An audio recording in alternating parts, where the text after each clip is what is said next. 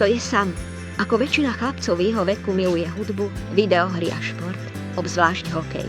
Okrem toho má progériu, syndróm rýchleho starnutia. Nemoc, ktorá spôsobuje, že deti umierajú na infarkt alebo mŕtvicu okolo 13. roku života. Je to tak vzácna nemoc, že sa v mnohých prípadoch nepodarí určiť jej správnu diagnózu a deti tak prežijú svoj krátky život bez pomoci a neliečené. Nadácia pre výskum progérie dokáže poradiť a pomôcť postihnutým deťom, ale najskôr ich musíme nájsť. Vďaka kampani Nájdi ďalších 150 sme behom 1 roku objavili celkom 24 detí s týmto onemocnením v 12 krajinách.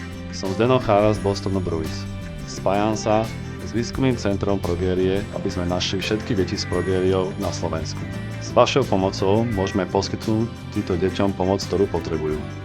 Kde sa dozviete, ako pomôcť. Ďakujem.